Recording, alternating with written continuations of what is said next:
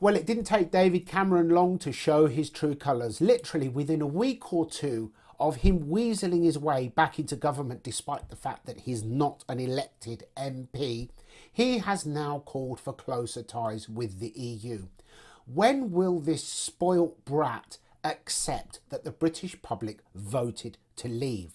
When will he accept the will of the people and act accordingly? I have no doubt that many other of his sleazy, dishonest, spoilt Ramona friends have been on the phone to him asking, what's the plan for rejoining, Dave? But how can we trust a self-confessed fiddler of barnyard animals who abandoned his post rather than stand up like a man, like a PM, and accept what the country had voted for, implement it and unite the nation, rather than run away and throw stones from the shadows, leaving the country politically and socially divided for several years that caused untold damage. With regards to the EU, we all know what they are up to. Behind the scenes, they were rubbing their hands at the prospect of a conflict in Ukraine, because behind the scenes they were hoping that they would get their grubby little hands on Russian oil and gas, or rather have more control of it. Initially they dragged their feet at supporting Ukraine's defence, but once Germany was humiliated after their pathetic contribution of 500 helmets to Ukraine's military effort, they had to begrudgingly up their game. But even so, they have struggled to even meet the 2% of GDP budget that NATO membership requires, let alone exceed it. And behind the scenes, they have been engaging in treacherous backstabbing, trying to coerce Ukraine to cede some parts of its country to Russia so that they can declare a ceasefire. We can all be friends and they can go back to being dependent on Russian oil and gas, which they were told would be fatal. They were told it was reckless, but at the time they were laughing. Well, to coin that famous phrase, well, they're not laughing now, are they?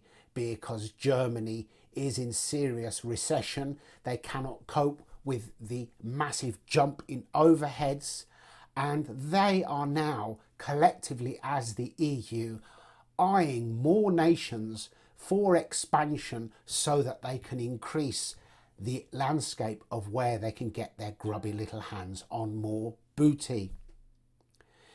It doesn't take much logic, despite the rhetoric that only smart people voted for Remain, to understand that any organisation which is founded on one single veto preventing any progress, it is literally like a modern day Tower of Babel.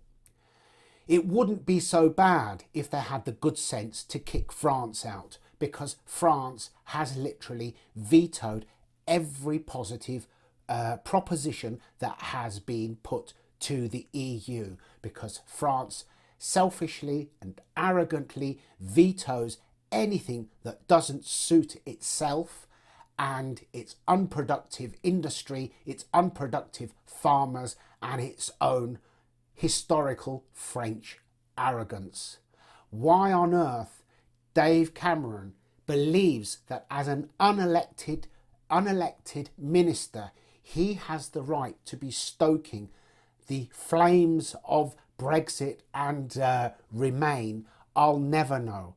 This is a man who can't even stand in Parliament to answer questions about his own decisions. And the man who put him there is an MP who does not have the mandate of the people. In fact, he doesn't even have a mandate, the mandate of the party members.